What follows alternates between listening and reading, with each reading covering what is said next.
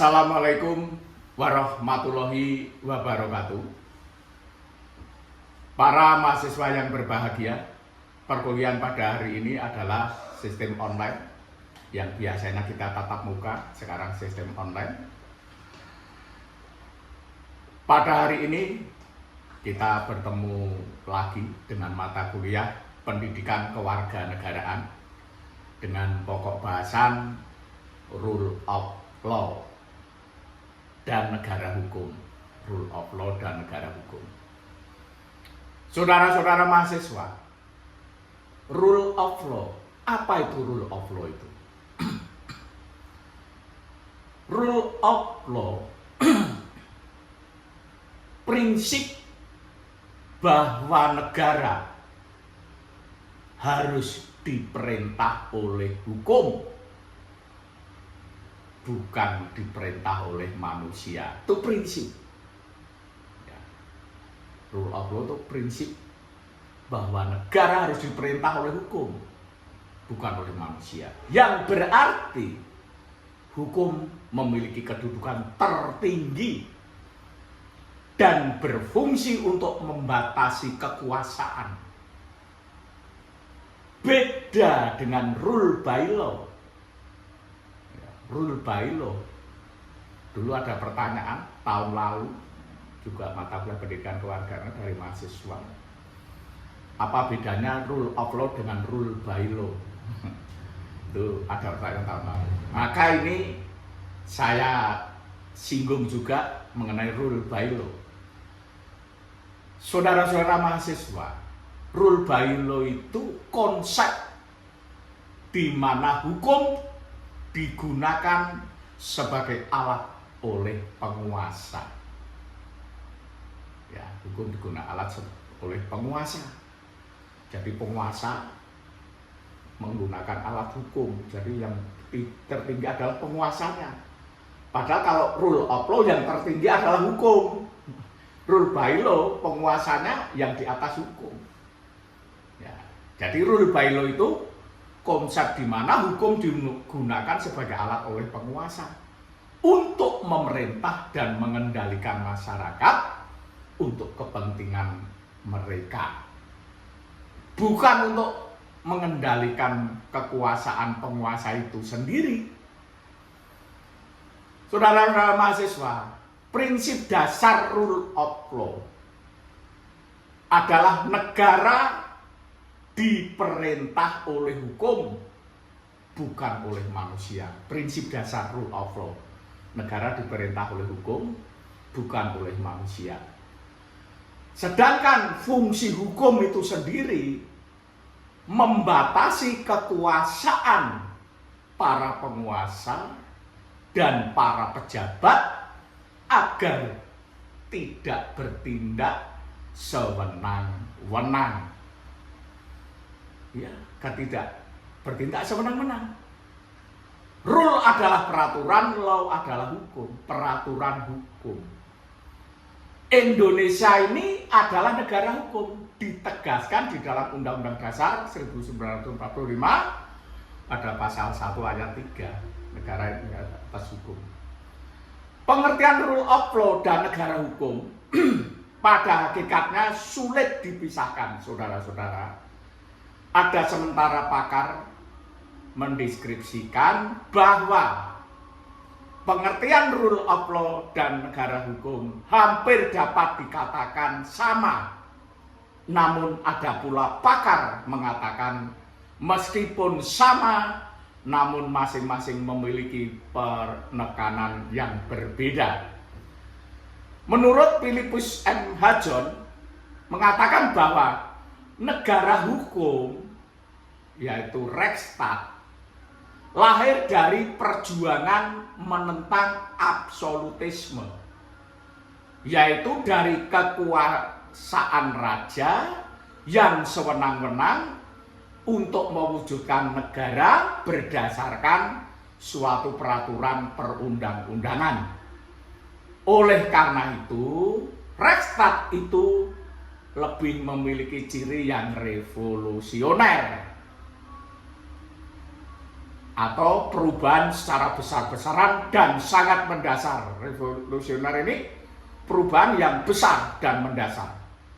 Nah, gerakan masyarakat yang menghendaki bahwa kekuasaan raja maupun penyelenggara negara harus dibatasi dengan peraturan perundang-undangan, itulah yang disebut rule of law. Oleh karena itu, menurut M. John, rule of law lebih memiliki ciri yang evolusioner. Evolusioner artinya perkembangan secara bertahap, tidak spontan, tidak secara besar-besaran. Nah, saudara-saudara, menurut Frederick D. Stahl, terdapat 4 unsur pokok berdirinya Reichstag, saudara-saudara, atau negara hukum. 1. Terjaminnya hak asasi manusia, HAM. Yang kedua, pemisahan atau pembagian kekuasaan. Yang ketiga, pemerintahan berdasarkan peraturan perundang-undangan. Yang keempat, adanya peradilan tata usaha negara (PTUN). Ini menurut J. Stahl. Lalu menurut Albert van Dijk, terdapat 3 unsur yang fundamental dalam rule of law. 1. Supremasi aturan-aturan hukum. Tidak ada kekuasaan yang sewenang-wenang, dalam arti seseorang hanya boleh dihukum jikalau melanggar hukum. Yang kedua, kedudukan yang sama di muka hukum. Hal ini berlaku bagi masyarakat biasa maupun para pejabat negara, para penguasa.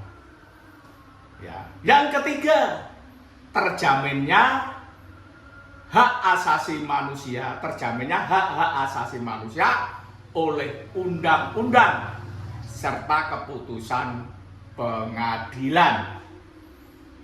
Jadi intinya saudara-saudara, rule of law ini hukumlah yang paling tinggi, ya, yang harus mengatur para penguasa, para pejabat, termasuk eksekutif, legislatif, yudikatif.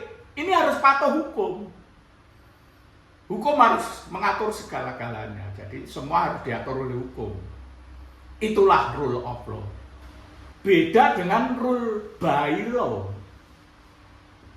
Rule by law yaitu konsep di mana hukum digunakan sebagai alat oleh penguasa untuk memerintah dan mengendalikan masyarakat untuk kepentingan mereka, bukan untuk mengendalikan kekuasaan penguasa itu sendiri. Jadi intinya, kalau rule by law ini hukum memiliki kedudukan tertinggi dan berfungsi untuk mengatasi kekuasaan. Membatasi kekuasaan, bukan mengatasi kekuasaan, membatasi kekuasaan atau penguasa. Beda dengan rule by law, yaitu konsep di mana hukum digunakan sebagai alat oleh penguasa untuk memerintah dan mengendalikan masyarakat untuk kepentingannya sendiri penguasa tersebut, bukan untuk mengendalikan kekuasaan penguasa itu sendiri.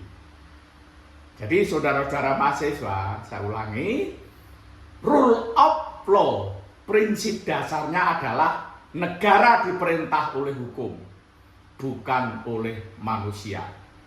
Sedangkan fungsi hukum membatasi kekuasaan para penguasa dan pejabat agar tidak bertindak sewenang-wenang. Karena rule adalah peraturan, law adalah hukum. Indonesia dengan tegas dinyatakan dalam konstitusi Undang-Undang Dasar 45 bahwa negara Indonesia adalah negara hukum, pasal 1 ayat 3. Demikian saudara-saudara penjelasan singkat tentang rule of law. Selanjutnya bisa dipelajari para mahasiswa di buku yang Anda miliki, yaitu Pendidikan Kewarganegaraan karangan Profesor Dr. Khailan, yaitu khusus Rule of Law di halaman 117. Silahkan dipelajari, dicermati, merupakan pelengkap daripada perkuliahan online yang Pak Sis awali dengan pengertian Rule of Law. Ya, dengan pengertian Rule of Law, terus berdasarkan Frederick J. Stahl dan berdasarkan JT, yaitu Albert Van DJ, itu sudah saya sampaikan. Selanjutnya pelajari buku Pendidikan Kewarganegaraan karangan Profesor Dr. Khailan halaman 117. Saya kira pertemuan di hari ini cukup sekian. Terima kasih atas perhatiannya.